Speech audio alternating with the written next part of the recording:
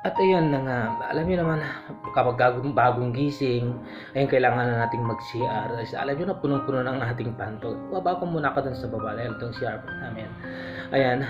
So ayun, pagkatapos ko mag-CR, umakyat na ako dahil naalala ko na tanghali na pa, siguro around 10 AM na ito, nagising po ang iyong yours truly, no? Dahil nagugutom ng mga bulate natin sa ating mga tiyan.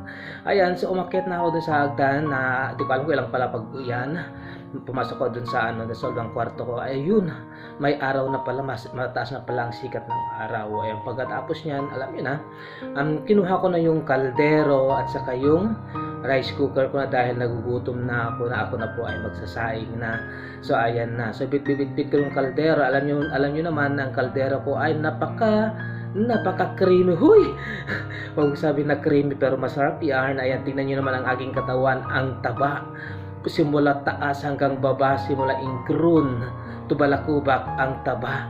Ang taba-taba, sabi nga nila, diba? So ayan, pagbaba ko dito sa baba, nilapag ko na yung kaldero sa yung rice cooker ko, tapos ayun, hinugasan ko dahil yung pinagkainan ko kagabi, hindi ko pa naibaba dahil alam niyo na, ay holiday, kaya kailangan muna na maghilay-ngilay na masyadong magtrabaho. So ayan, so natapos ko na pag hinugasan ang aking kaldero sa yung rice cooker. So ato, umakyat na ako, tapos ayun, uy, may humarang, huy!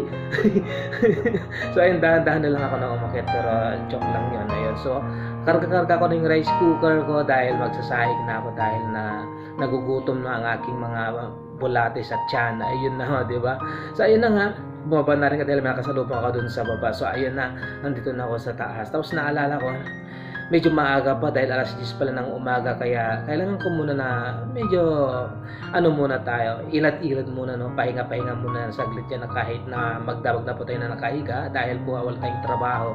Ayan, so ginawa ko muna yan, pinagpagpag ko yung yung kama na kahit hindi naman na nililinisan ilang araw na, no. Uy, naglilinis naman ako, no, kahit pa paano.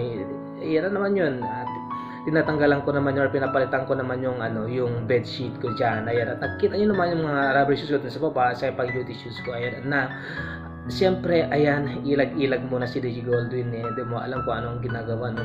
Ayun, hindi mapakali, hindi niya alam kung anong ginagawa niya. So parang iniisip na bigla ako bumangon dyan dahil naalala ko magtatanghali na pala, hindi pa ako nakapagsaing. Alas 12 na siguro, around 11 AM na yan.